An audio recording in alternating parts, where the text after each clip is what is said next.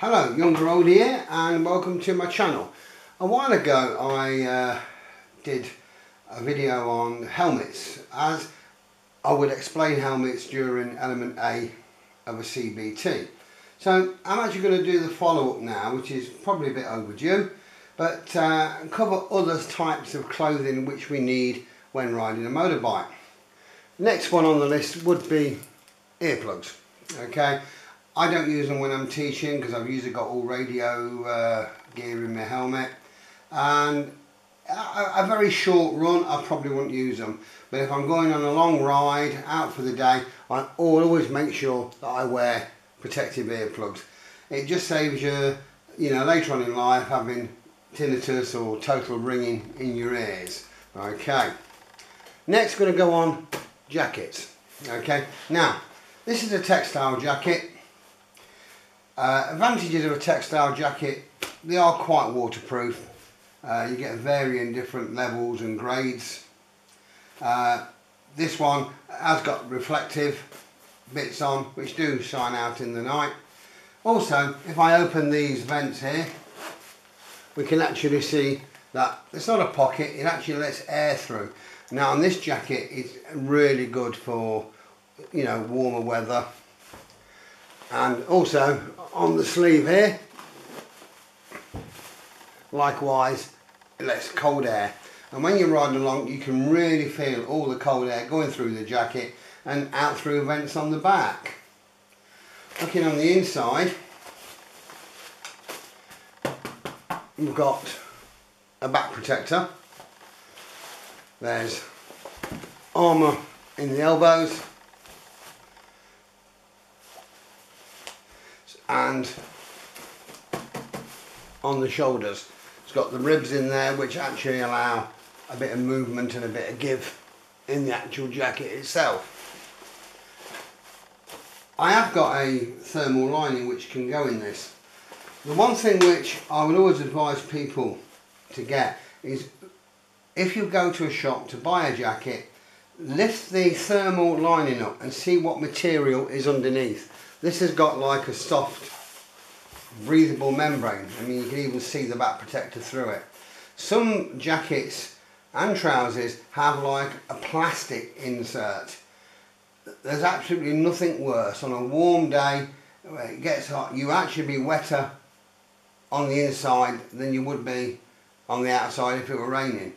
They make you sweat terrible.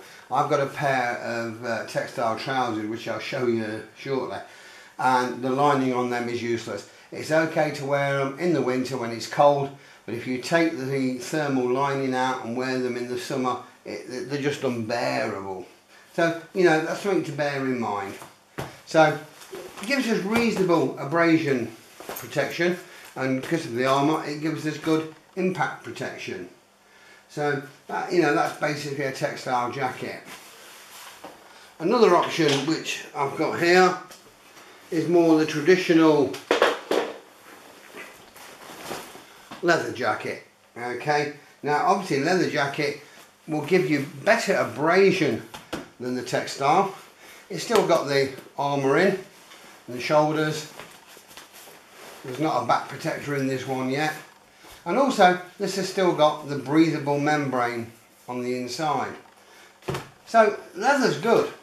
The only problem with leather is, yes, it's shower proof and it rains and it will give you some protection from the weather.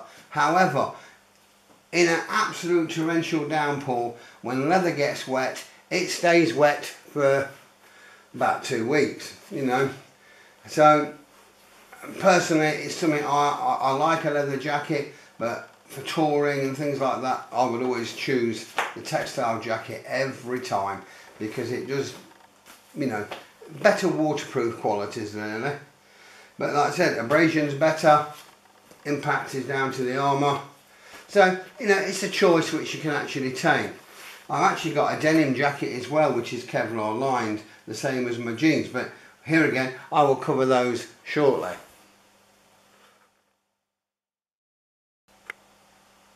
Moving on to jeans, or trousers.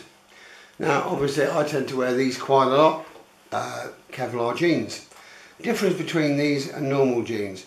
Okay, I read a survey where normal grade denim at 30 miles an hour, should you have an involuntary dismount or fall off your bike, you've got actually 0.25 second, 1/4 of a second of protection before the denim has worn through.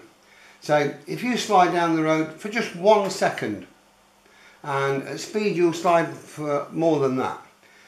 So at 1 second you've got 1/4 of a second of protection, and that's worn through your denim. The following 3/4 of a second, it's your skin what's wearing out. So obviously, you know, not good. So I use these, which are proper motorbike jeans. Now, yeah, it's normal denim on the outside. There is a knee armour, and there's even hip armour in these. So they're quite good. But if you notice, the inside is lined with Kevlar. Now this is quite thick.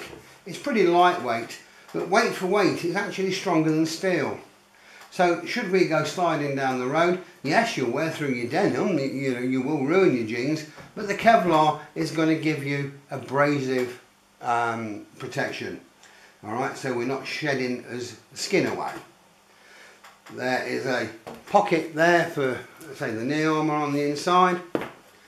Obviously not waterproof. You can get some now which are shower proof, but if it's forecast rain or there could be rain, I will always just have with me in a tank bag or under my seat just a cheap pair of waterproof trousers which I can put over the top of these. Personally, I like these. They're nice and comfortable, and you can wear them when you get off the bike. They're just nice and comfy for going for a walk round and a coffee or a bag of chips, you know, so they're pretty good. You don't have to spend a lot of money on these. You can pick them up pretty reasonable. Obviously then we've got leather trousers, which are the same as the jacket. Here again, fantastic abrasion protection, but get wet and you stay wet for quite some time. Now, here is my textile trousers, which are more or less the same as the jacket. You've got reflective trim on them, lots of pockets. However, if I peel back the leg here,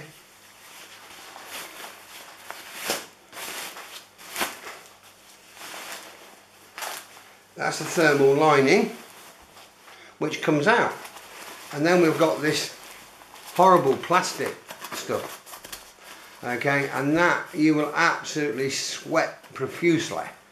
I don't like them at all. When the lining's in, they're okay. I wear them in the winter when it's cold, but summer, absolutely no good. I am actually going to look for a pair like this, but with the same lining as what was on the jacket, which means it's going to be nice and cool to wear in the summer, and they're not going to stick to my legs.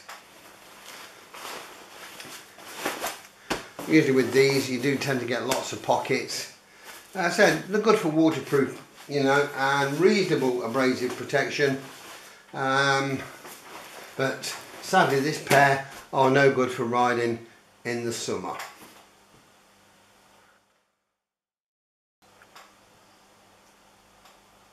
Moving on to gloves. I actually have about 14 pair of gloves. I just seem to buy them at bike shows, and I see some second-hand ones that like new condition going. I think, oh yeah, I'll have them, keep topping my collection up. But I do use most of them, daft as it may seem. If I'm going on a long journey, I would take probably 2 or 3 pair of gloves with me. If I absolutely get soaking wet through, there's nothing worse than the next morning having to try and squeeze your hand into a pair of wet, soggy gloves. So, you know, I like nice dry pair, so I will take spares with me. Starting off with these, I used to use these when I used to ride my Harley. They're more just a traditional leather glove. They don't offer much in the way of protection, you know, but it's going to give you some. I suppose it was just the look at the time, riding your Harley, you know, but I must admit, they tend to now been relegated for driving in the car. I've got these, which are my summer pair. Now, these are quite nice. You've got all-round protection. You've got the hard protection on the knuckles. Extra padding there, which is actually for your scaphoid protector. So they're quite good.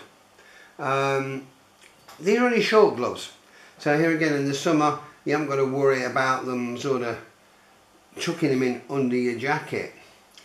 I must admit, if it's a nice summer day and if I'm wearing other gloves, I tend to have the jacket up the glove so that way air goes up the sleeve. If it's raining, obviously I want my sleeve over the glove so water doesn't run down there. So these are a nice summer pair of gloves. These are more of a winter glove. They're a lot thicker and a lot warmer. Likewise, we still got lots of protection on the hands. They adjust, rips, velcro, they all seem to have things like that. So again, they're quite a nice glove for autumn stroke winter. I then picked these weird things up second hand, and actually, as much as people laugh at them, they're actually quite good for winter use.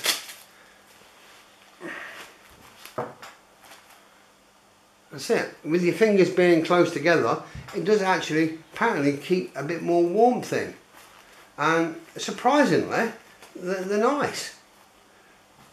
I wouldn't have gone out and sort of paid full price in a shop because I've never tried them, but I would buy them again. These are also waterproof, so if it is raining, these are a great glove for that.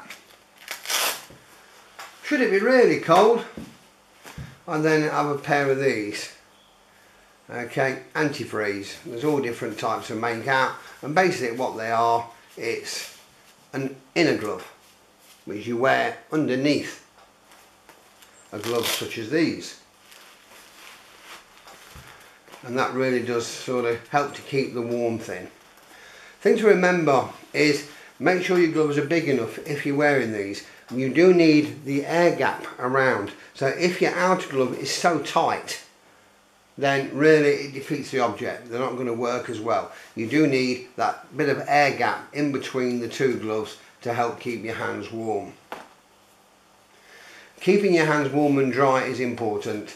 I've been on bikes and your hands have been so cold that you can't actually squeeze the clutch. You're literally having to drag your hand back like so with it.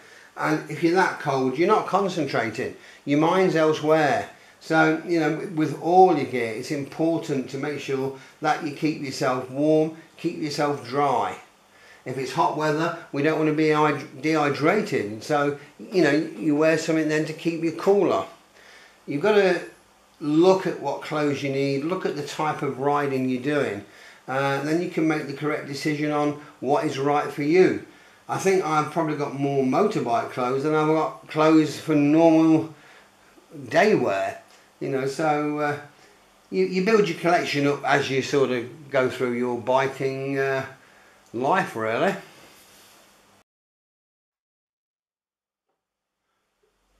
Moving down to the feet, we'll look at boots. Okay, these are a typical race boot. If you're going to be doing any form of touring, do check to see whether they are waterproof. It says they're waterproof. Some boots aren't. Okay, these aren't mine actually, but these have got toe sliders on. Designed more for a race bike, but the fact is armoured. When you put the boot down and press like that, you can't crush it. So should we topple over and the bike's on top of us, it is going to give your foot some protection, a lot of protection. Here again, keeping yourself warm, keeping yourself dry. We have a hard part there for changing gear. If you're riding an old British bike, it's on that foot. But very nice. You don't want anything too thick there, because it then becomes very difficult for changing gear. A lot of people turn up for CBT in a pair of what I would class as a pair of hobnailed protective toe boots, and sometimes people will struggle to actually change gear with those type of boots on. So these nice, narrow, comfortable obviously they velcro and so it makes it wide enough to actually get your foot in. I also use these, which are short boots. Here again, okay, in the summer, it's still giving me some protection. Obviously it's not protecting that part of my leg, but it will give me some protection. The only thing I have to be careful with these is laces. Obviously, if you notice on this boot, there's no laces which can come down and catch in the chain or wrap around your footrest or anything like that.